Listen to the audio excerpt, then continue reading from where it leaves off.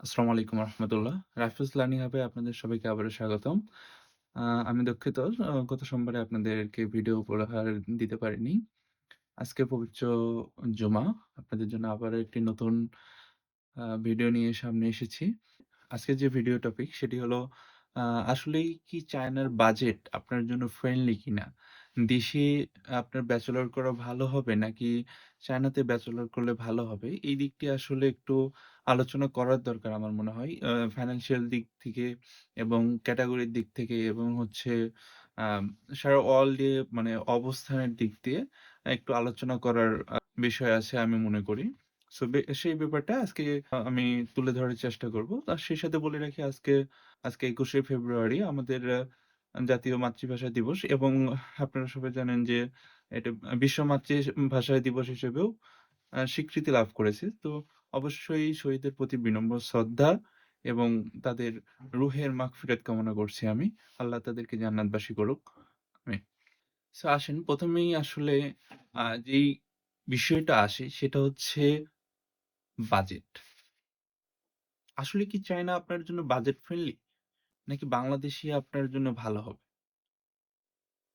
আমাকে অনেকেই পার্সোনালি মেসেঞ্জারে অথবা আমার WhatsApp এ নক করে এবং আমার বগুড়ার অনেক ভাই ব্রাদার আছে যারা আমাকে পার্সোনালি নক করে। সো তাদের একটা কমন প্রশ্ন থাকে, "ভাইয়া আমার তো এই বাজেট। সো আমি কি এটা দিয়ে বাংলাদেশে করলে ভালো হবে? না আমি চায়নাতে যাবো সেখানে করলে আমার ভালো হবে?" সো আসেন সে বিষয়টা ক্লিয়ার হয়ে নিই। নরমালি আমি গত ভিডিওতে আমি চায়নার প্রসেসিং কস্ট মানে বাংলাদেশ থেকে আপনার চায়না পৌঁছা পর্যন্ত আপনার কত টাকা কস্টিং হবে আমি গত ভিডিওতে সেটা কভার করেছিলাম। আপনারা চাইলে আমি সেটা কমেন্ট বক্সে ভিডিওর লিঙ্কটা দিয়ে দিব। আপনি সেটা দেখে আসতে পারেন ইনশাআল্লাহ। আপনি সেই বিষয়টা ক্লিয়ার হয়ে যাবেন। হুম। তো আমি যেটা বলব যে চায়নাতে আসতে বাংলাদেশ থেকে চায়না আসবেন, এই পর্যন্ত আপনার ইন টোটাল যে কস্টিংটা হয় সেটা হচ্ছে ৯০,০০০ এর মতো। এটার ভিতরে ইনক্লুডিং আছে আপনার আ পাসপোর্ট, আপনার পাসপোর্ট আছে ইনক্লুডিং দেন আপনার পুলিশ ক্লিয়ারেন্স, আপনার আ আবেদন ফি, দেন আপনার ভিসা প্রসেসিং, দেন হচ্ছে আপনার এয়ার টিকেট, দেন আপনার সেখানে যাবেন health insurance, resident permit, then everything নিয়ে আমার গত ভিডিওতে আলোচনা আছে। সো এটা অ্যাপ্রক্সিমেটলি আপনার ৯০ থেকে ৳৯৫,০০০ র মতো হয়। আমি গত ভিডিওতে সেটা আলোচনা করেছি। আপনি চাইলে দেখে আসতে পারবেন। সো আমি বলব যে আপনার বাংলাদেশ থেকে চায়না আসা পর্যন্ত এবং এসে ১ম মাসের কস্টিং পর্যন্ত আপনার ৳১,২০,০০০ এর মতো যেতে পারে। আর মেইন খরচ আপনার ৳৯০,০০০ লাগবে। এখন এটা চায়না আসা পর্যন্ত আপনার ৪ বছরে কত খরচ হবে? এখন আপনার চায়নাতে যে স্কলারশিপটা পাবেন, এটার উপরে ভ্যারি করবে যে আপনার ৪ বছরে কত টাকা খরচ হবে। আপনি যদি টিউশন, হোস্টেল, ইভেন আপনি যদি সাথে স্টাইপেন্ড পান ৪০০ থেকে ৫০০ অনেকে ৬০০ আরএমবিও পেয়ে থাকে। সো তাদের ক্ষেত্রে আমি বলব চায়নাতে আর ৳১ টাকাও লাগার কোনো অপশন নেই। কারণ আপনি টিউশনটা ফ্রি পাচ্ছেন, সাথে হোস্টেল ফ্রি পাচ্ছেন এবং আপনি মান্থলি সরকার আপনাকে ৳৮ থেকে ৳১০,০০০ র মতো স্টাইপেন্ড দিচ্ছে। ইভেন আমি আপনাকে বলে রাখি চায়নাতে খাবার কস্টিং এভারেজ আপনি ৫,৫০০ থেকে সর্বোচ্চ গেলে ৳৯,০০০ পর্যন্ত লাগতে পারে। মিড রেঞ্জ এর যে এলাকাগুলো আছে নানজিং, আ তারপরে জিয়াংসু প্রভিন্স এগুলোতে আপনার এভারেজ ৫,৫০০ থেকে ৳৭,০০০ পর্যন্ত কস্টিং হয়ে থাকে। সো এটা গেল আপনার খাবারের আইডিয়া। এখন আপনি যদি টিউশন আর হোস্টেল দুটাই ফ্রি পাচ্ছেন, কিন্তু আপনার স্টাইপেন্ড পাচ্ছেন না। সেক্ষেত্রে আপনার মান্থলি ধরে রাখেন ৳৬,০০০ খানা খরচ যাবে। এখন আপনার যে ৳৬,০০০ খানা খরচ যায়, সেই ক্ষেত্রে আপনার ৪ বছরে কত যাবে? আসুন একটু দেখে নিই।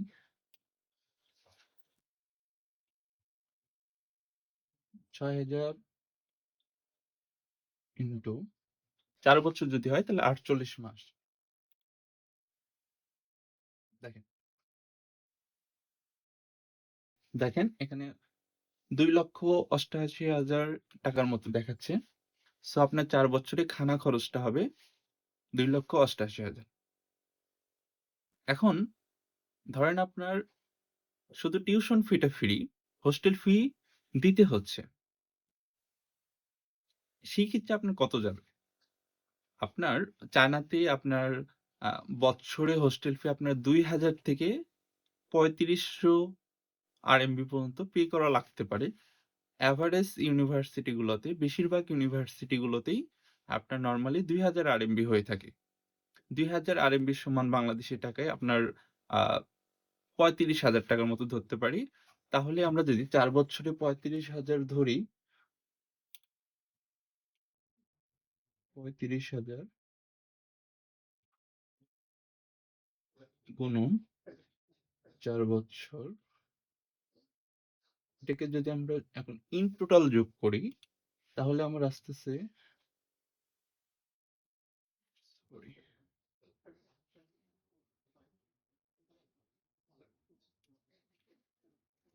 Sorry I have a mistake.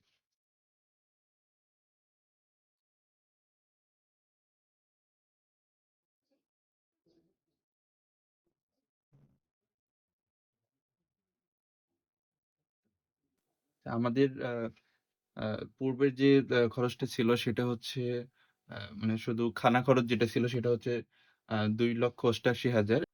আমরা যদি এখন পূর্বের যে আমাদের খানা খরচ গেছে তার সাথে যদি আমরা এখন হোস্টেল ফিটা যোগ করি তাহলে দেখেন আমাদের কত আসে। তাহলে ২,৮৮,০০০ আর এখানে হচ্ছে আপনার ৩৫,০০০, তাই না? তাহলে 35,000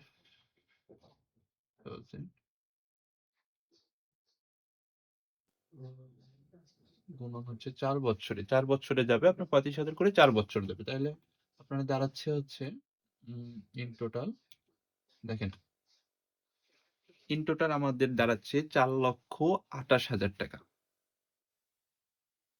বুঝতে পারছেন? এখন এখানে আরেকটা বিষয় আছে। সেটা হচ্ছে আপনার ইন্সুরেন্স আর হচ্ছে রেসিডেন্ট পারমিট। পার ইয়ার যদি আপনার ইন্সুরেন্স ফিটা ফ্রি থাকে তাহলে তো আলহামদুলিল্লাহ। আর যদি ইন্সুরেন্স ফিটা কোনোভাবে ফ্রি না পান, আপনাকে যদি প্রোভাইড করতে হয় সেক্ষেত্রে প্রতি বছর আপনাকে ১৫,০০০ টাকা ইন্সুরেন্স ফি বাবদ দিতে হবে এবং রেসিডেন্ট পারমিট বাবদ প্রায় ৪০০ আরএমবি, সো এটা আপনার ৭,০০০ টাকার মতো হয় আরকি। সো ১৫,০০০ আর ওইদিকে হচ্ছে ৭,০০০। তাহলে এটার সাথে যোগ হবে, দেখেন এখানে একটা বিষয় দেখেন ৪,৫০,০০০ টাকা। তাহলে আপনি যদি শুধু টিউশন ফিটা ফ্রি পান, সেক্ষেত্রে আপনার বাংলাদেশ থেকে চায়না আসবেন, এখানে হোস্টেল ফি পে করবেন। এখানে তার আ প্রতি বৎসর চায়না গভর্নমেন্টকে যে ফি দিতে হবে সেটা পে করবেন।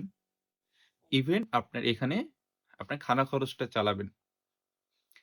ইন টোটাল আপনার বাংলাদেশ থেকে চায়না আপনি গ্র্যাজুয়েশন শেষ করে, আন্ডার গ্র্যাজুয়েট শেষ করে বাংলাদেশে মুভ করা পর্যন্ত আপনার ৪,৫০,০০০ টাকা যদি বাজেট থাকে, আপনি চায়নাতে অনায়াসে এসে পড়ে দেশে মুভ করতে পারবেন। এইটা হচ্ছে চায়নার বাজেট। সো আমি যদি এভারেজ বলি যে একজন মানুষের যদি ৫,০০,০০০ টাকা, একজন মানুষের যদি ৫,০০,০০০ টাকা থাকে চায়না আসার জন্য, তার জন্য এনাফ। এখন বাংলাদেশে কত টাকা যায়? আসেন সেটা হিসেব করে নেওয়া যাক।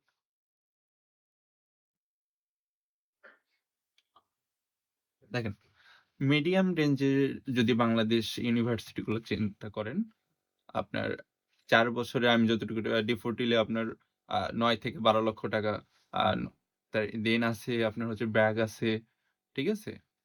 ইউবিএ আছে। তো এই ধরনের যে স্বনামধন্য বেসরকারি প্রতিষ্ঠানগুলো আছে, তারা আসলে কত নেয়?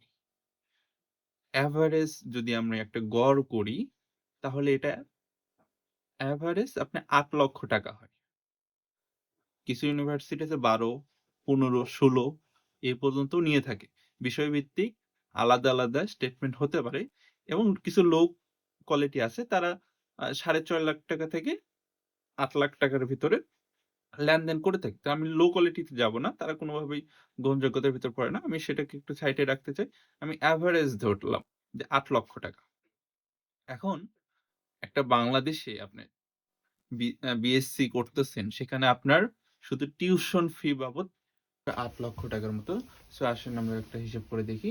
৳৮ লক্ষ আপনার গেল টিউশন ফি। সো সাথে আরো কিছু এক্সটার্নাল খরচ আছে। যেমন ধরেন সে তো থাকবেই। সে তো তার তো লিভিং একটা এক্সপেন্স আছে। সো এটা এভারেজ ঢাকা শহরে যদি থাকে আপনার ৮ থেকে ৯,০০০ চলে যায়। সো আমি এভারেজ দিলাম ৳৭,০০০। ৳৭,০০০ র নিচে একজন স্টুডেন্টের আপনার ঢাকা শহরে থাকা, খাওয়া খরচ, প্রাইভেট এটসেট্রা এভারেজ আপনি ৳৭,০০০ ধরেন।